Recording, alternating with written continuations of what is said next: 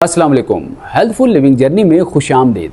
अगर कमर के निचले हिस्से से दर्द टांग और फिर एड़ी तक जाता है, एक टांग या दोनों टांगों में जाता है, तो ये सियाटिका दर्द भी हो सकती है, जिसे अर्कुनिसा और सियाटिका भी कहा जाता है, जिसकी वजह से आप मुख्तलिफ इलाज कर रहे होते हैं, जैसे कि एक्सरसाइजेज, फिजियोथेरापी और मसाज, मालिश भी कर रहे होते हैं, लेकिन दर्द बजाय कम होने के बढ़ता ही जाता है।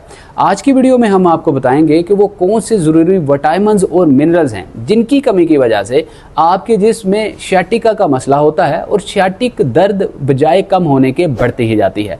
Healthful living journey YouTube channel अगर आपने पहली बार विजिट किया है या आपने अभी तक सब्सक्राइब ही नहीं किया है, तो जल्दी से बेल आइकन प्रेस करके ऑल नोटिफिकेशन ऑन करके चैनल को ज़रूर सब्सक्राइब कर लीजिए, फैमिली का हिस्सा बन जाइए, ताकि आइंदा आने वाली वीडियो का नोटिफिकेशन सबसे पहले आपके मोबाइल की स्क्रीन पर शो हो। तो आइए बढ़ते हैं वीडियो की जानिब।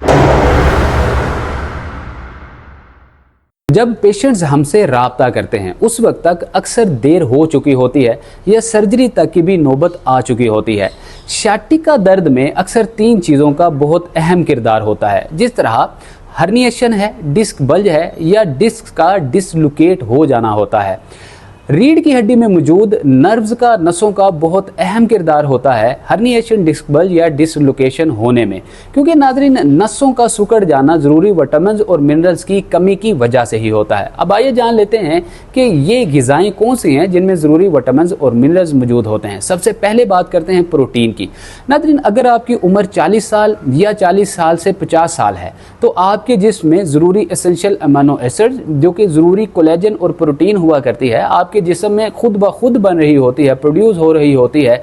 ये आपके जिस्म में पट्ठों की कमज़ोरी ही नहीं होने देती, जिसकी वजह से सियाटिका का चांस जो है ये 50 साल की उम्र तक बहुत कम रहता है। लेकिन 50 साल के बाद 60, 70, इवन 80s की उम्र में भी सियाटिका दर्द, जिसको अर्कुनिसा और सियाटिका कहा जाता है, इसके चांस बहुत ज़्यादा बढ़ जाते हैं, क्योंकि 60 की उम्र के बाद ज़रूरी अमीनो एसिड्स, प्रोटीन, कोलेजन बनना बंद हो जाती है। फिर आपको ग़िज़ाओं से ही प्रोटीन लेना पड़ती है, जैसा कि दूध, अंडा और ज़रूरी मील्स हैं।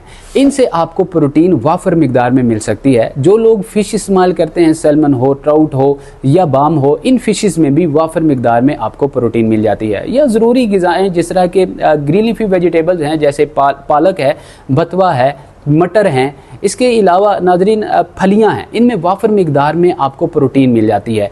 या अगर आप स्वीट पोटैटोज़, जिसको शकरकंद कहा जाता है, इसका इस्तेमाल करके भी वाफर मिकदार में प्रोटीन हासिल कर सकते हैं।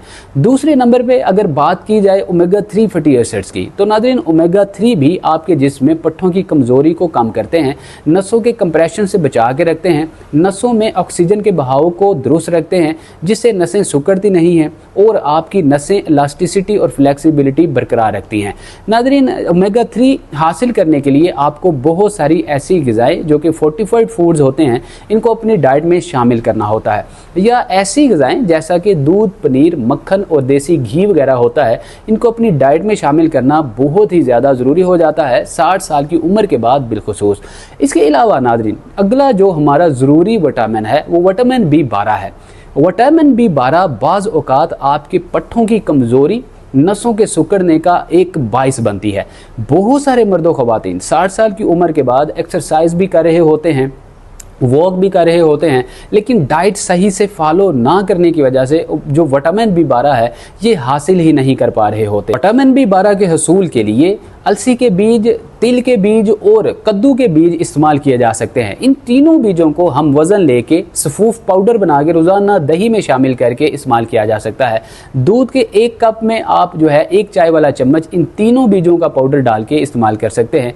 या 1 कप या 1 गिलास नीम गर्म गुनगुने पानी या नीम गर्म गुनगुने कहवे के साथ भी इस्तेमाल किया जा सकता है, क्योंकि इन तीनों में विटामिन B12 वाफर मिकदार में पाया जाता है। आयरन पाया जाता है, जिंक पाया जाता है, पोटाशियम पाया जाता है। ये तमाम के तमाम विटामिन और मिनरल्स मिल के पट्ठों को मजबूत बनाते हैं, हड्डियों की कमजोरी से आपको 60 की उम्र के बाद बचाने में मदद फराहम करते हैं। अगला न्यूट्रेंट जो कि जिस्म के लिए बहुत ज़्यादा ज़रूरी माना जाता है वो विटामिन D होता है। अगर जिस्म में विटामिन D की कमी हो जाए तो कैल्शियम अच्छे से हड्डियों में एब्जॉर्ब, जज्ब ही नहीं हो पाता, जिससे बोन डेंसिटी, ऑस्टियोपोरोसिस का मसला स्टार्ट हो जाता है। इसके अलावा सियाटिका की दर्द जो है आपको दिन ब दिन बढ़ती ही जाती है, क्योंकि नर्व कंप्रेशन पैदा हो जाता है, नसों में ऑक्सीजन का बहाव मुतासिर हो जाता है। नाज़रीन, विटामिन डी का बेहतरीन सोर्स सुबह की सूरज की शुआएं मानी जाती हैं। अगर आप तुलुए आफ्ताब के बाद सूरज की पहली किरणें अपने जिस्म के साथ डायरेक्ट डाल लेते हैं तो इससे विटामिन डी बेहतरीन तरीके से हासिल हो जाता है। इससे निकलने वाली यूवी रेजेस जो हैं आपके जिस्म में मौजूद हड्डियों को मजबूत बनाने में मदद फराहम करते हैं, पट्ठों को मजबूत बनाती हैं और शाटिका दर्द को कम करने में नर्व्स की इलास्टिसिटी को बढ़ाती हैं और नर्व्स की जो फ्लेक्सिबिलिटी है इसमें दिन ब दिन इजाफा करती हैं। अब नाज़रीन, इन ज़रूरी विटामिन्स और मिनरल्स को इस्तेमाल करने का तरीका क्या हो सकता है? अगर तो नट्स हैं जैसे कि सेसमे सीड है, फ्लैक्स सीड हैं, पम्पकिन सीड्स हैं, इन सब को अपनी डाइट में शामिल करना है तो सुबह निहार मुँह अर्ली मॉर्निंग खाली पेट आप अपनी डाइट में शामिल कीजिए। इसके अलावा अगर आपने जो है ग्रीन लीफी वेजिटेबल को शामिल करना है तो दोपहर का वक्त बेहतरीन वक्त है। रात के वक्त सब्जियों से आप इज्तनाब कीजिए ताकि गैसेस वगैरह ना बने। इसके अलावा अगर आपने मील्स का इस्तेमाल करना है तो कोशिश कीजिए कि आप बोन ब्रोथ का इस्तेमाल सबसे ज़्यादा कीजिए। हड्डियों के शोरबे का इस्तेमाल कीजिए जिसको बोन ब्रोथ कहा जाता है। इसमें ज़रूरी विटामिन और मिनरल्स आपको वाफर मिकदार में मिल जाते हैं।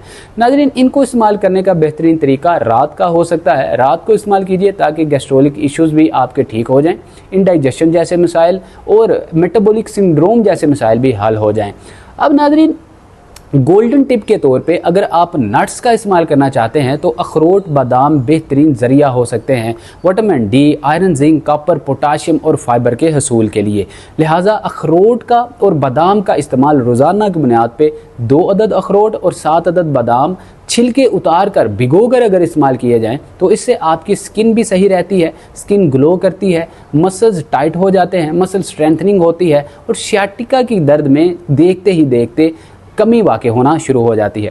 नाज़रीन, आज की इस वीडियो में आपने अच्छे से समझा होगा, जाना होगा कि शाटिक नर्व को बढ़ाने में नर्व्स कंप्रेशन पैदा करना और नसों का सिकुड़ना किस कदर जो है अहम होता है। इसलिए इन ज़रूरी विटामिन और मिनरल्स को आज से ही अपनी डाइट में शामिल कीजिए और शाटिका की दर्द से निजात हासिल करने में एक कदम आगे बढ़ाइए। Helpful living journey YouTube channel को अगर अभी तक आपने सब्सक्राइब नहीं किया है तो जल्दी से बेल आइकन प्रेस करके ऑल नोटिफिकेशन ऑन करके चैनल को सब्सक्राइब ज़रूर कर लीजिए।